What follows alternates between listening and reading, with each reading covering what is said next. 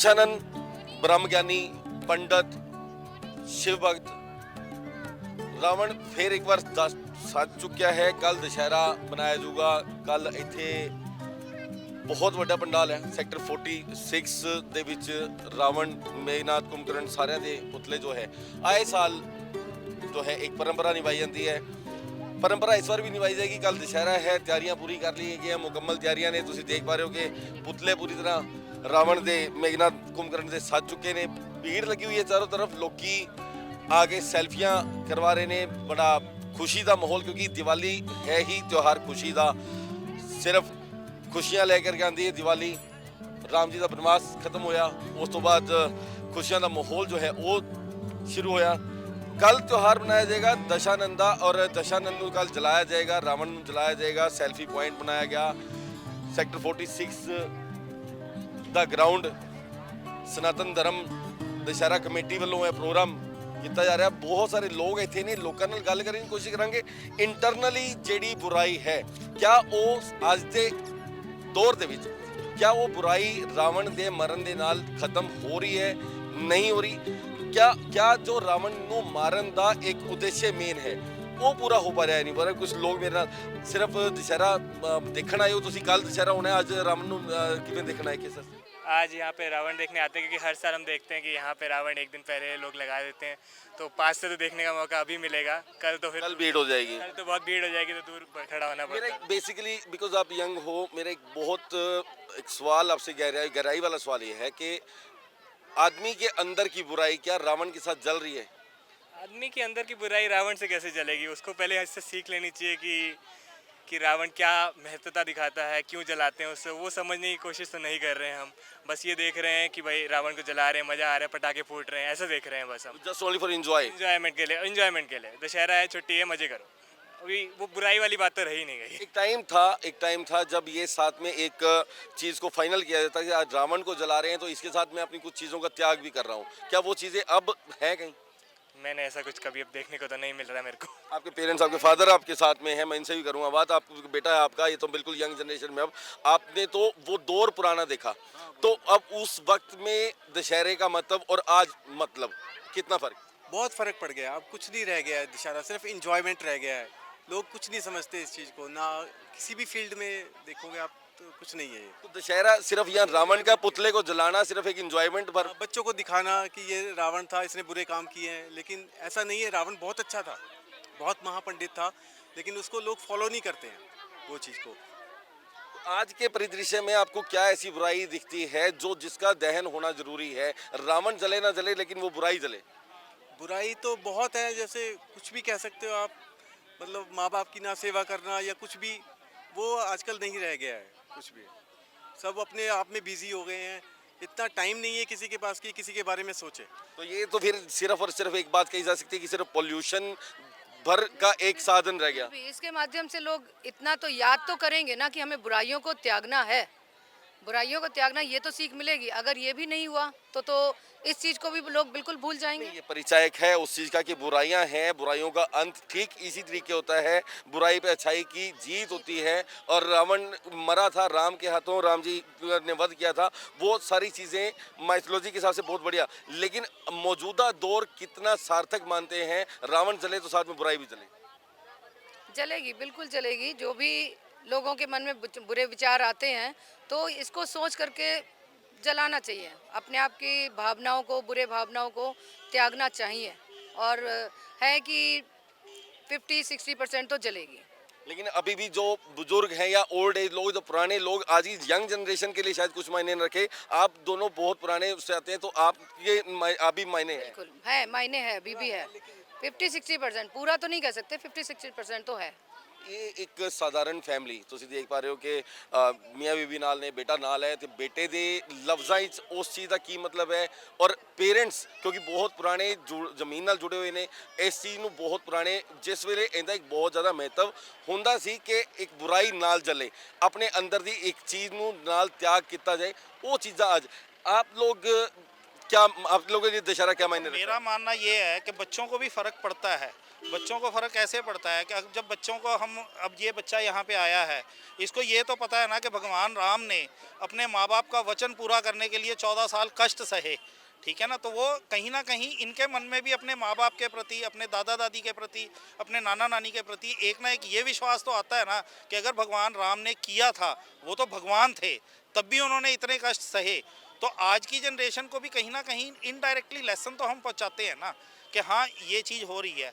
अब आज की डेट में अगर हम अपनी संस्कृति की तरफ ध्यान देना बंद कर दें या इन चीज़ों को बिल्कुल ही इग्नोर कर दें, तो जो आज की डेट में अगर 40% भी हमारे बच्चे सीखते हैं, जाके वहाँ पे बैठते हैं, रामलीला देखते हैं, भले ही वो अपनी तरफ से इंजॉयमेंट के लिए जाते हैं, पर कहीं ना कहीं लेकिन कहीं उनके ना दिमाग मैसेज में मिलता है। एक मैसेज तो जाता है ना कि ये हमारे बच्चे हैं या हमारी संस्कृति इतनी डेवलप्ड थी और हम अगर आज अपने माँ बाप के साथ जुड़े हुए हैं तो उस चीज़ की एडवांटेज उनको जरूर मिलती है। कहीं ना कहीं समाज में इस चीज का बहुत ज्यादा महत्व है, दशहरे का और ये सारी दशहरे से लेकर रामलीला तक और सब सारी चीज़। बिल्कुल, क्योंकि उनका पर्पस भले ही जाने का कुछ और हो, पर कहीं ना कहीं वो 10% 20% उसमें से कुछ ना कुछ लेसन लेके आएंगे जो आगे year by year time by time उनको डेवलप करने का, उनको उस चीज़ को इमोशनल होने का कहीं ना कहीं वो समय दे। धर्म को जिंदा रखना, संस्कृति को जिंदा रखना, हिंदू धर्म और सनातन जो एक वो है उसको जिंदा रखने के लिए ये हमारी परंपरा ये है। परंपरा है। इस परंपरा को जीवित रखना है तो हमें कहीं ना कहीं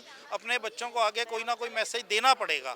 भले ही वो 20% करके भी अगर जुड़ेंगे तो उस चीज़ की एडवांटेज आगे हमारी संस्कृति को डेवलप करने में, हमारे धर्म का पालन करने में, अपने माँ बाप की सेवा करने में, और कहीं ना कहीं उन वचनों का जो उन्होंने, राम जी ने अपने वचन पूरा करने के लिए कितना कष्ट सहा, साथ में त्याग देखना है तो सीता माता का त्याग देखो, भगवान लक्ष्मण का त्याग देखो, भरत जी ने पूरा राजपाट छोड़ दिया, 14 साल राज्य चलाया तो राम जी को सोचते हुए चलाया कि कहीं ना कहीं कि मेरे बड़े भाई का जो उनके प्रति प्रेम था उनका अपने बड़े भाई के प्रति, तो वो कहीं ना कहीं बच्चों में कुछ ना कुछ वो प्रेम का सूचक है, कहीं ना कहीं वो त्याग का सूचक है।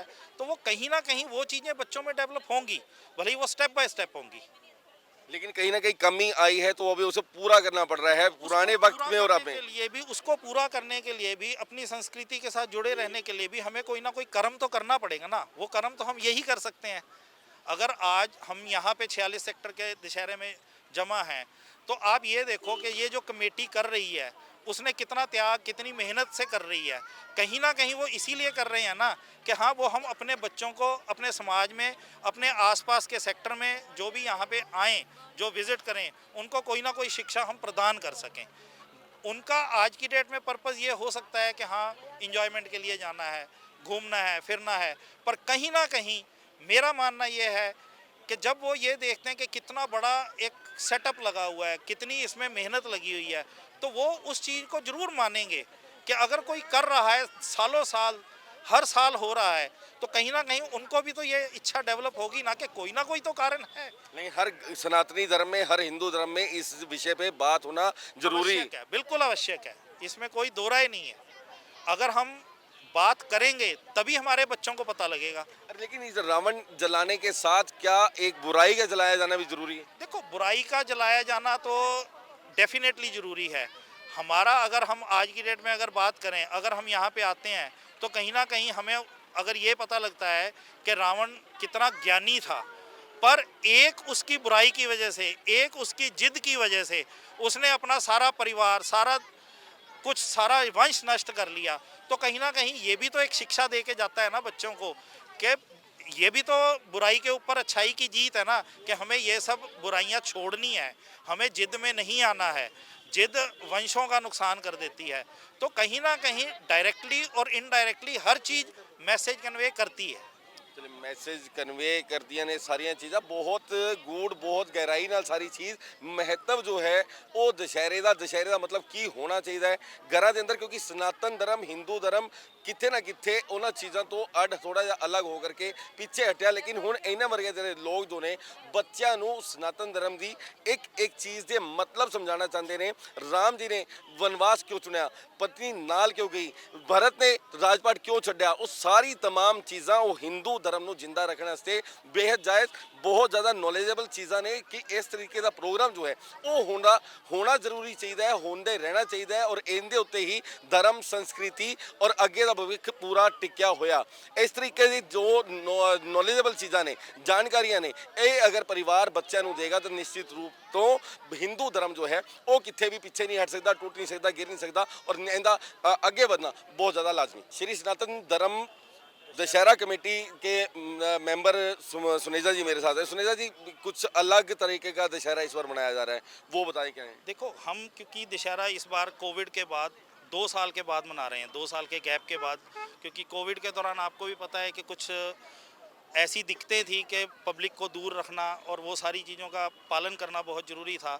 तो एक तो लोगों में इस बात के लिए उत्साह बहुत है इस बार, और दूसरा क्योंकि हमें अपने समाज के प्रति कोई ना कोई नई चीज़ देखनी है, तो हम लॉ अबाइडिंग सिटीजन होने के नाते, जैसे कि आज की डेट में गवर्नमेंट की तरफ से कहा गया है भी ग्रीन क्रैकर्स की यूटिलाइजेशन करनी है ताकि जो पोल्यूशन हो या जो लोगों के ऊपर दुष्प्रभाव रहते हैं वो ना हो। तो उसको देखते हुए हमने कुछ स्पेशल अट्रैक्शंस पर वो डिसाइड करी। तो उसके लिए हमने जैसे 91 फुट का ये रावण प्लान किया कि 91 फुट का रावण रहेगा, ये 180 डिग्री पे इसकी गर्दन घूम सकेगी। इसकी आंखों में लेज़र के द्वारा ही हम कोई ना कोई लाइटिंग का इफेक्ट देंगे ताकि कोई ना कोई बच्चों को इंट्रैक्शन तो चाहिए हमें उनको करने के लिए। पहले बच्चों को ये एक बम जो है सबसे बड़ी चीज होती थी, लोग बम पटाखे जब इसमें बजते हैं, इस बार बम की क्या पोजीशन? बम की हमने जो भी अबाइडिंग होने के नाते जितने कम से कम ग्रीन क्रैकर्स यूटिलाइज करने के लिए वो करेंगे। उसके अलावा हमने जो इफेक्ट्स देने हैं साउंड के, उसके लिए हमने लेज़र शो का वो किया, जिसमें कि पहले लेज़र का बीम शो होगा, उसके बाद 10 मिनट की एक रामायण के ऊपर उनको बच्चों को शिक्षा प्रदान करने के लिए एक शो दिखाया जाएगा। और उसके बाद जब रावण जलाया जाएगा तो उसमें जो साउंड और लाइट के इफेक्ट्स रहेंगे वो साउंड के थ्रू, लेज़र शो के थ्रू हम देंगे।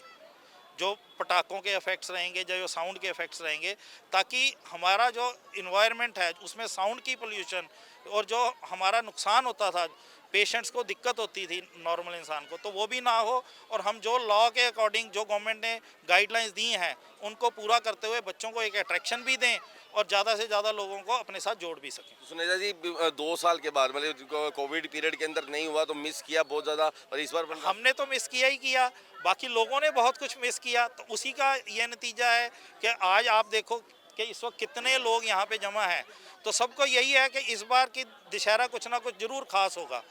तो मैं यही कहना चाहूँगा कि अगर इस बार का दशहरा आप लोगों के लिए कुछ ना कुछ खास है तो वो आपके जीवन में खुशियाँ लेकर आए और आप कोई ना कोई शिक्षा ज़रूर लेके जाएं, ताकि जहाँ पे भी हम जाते हैं और अपनी संस्कृति के साथ, धर्म के साथ जुड़ते हैं, तो हमारा सिर्फ मकसद ये नहीं होना चाहिए कि हम आए और अपना देख के चले गए एंजॉय करके।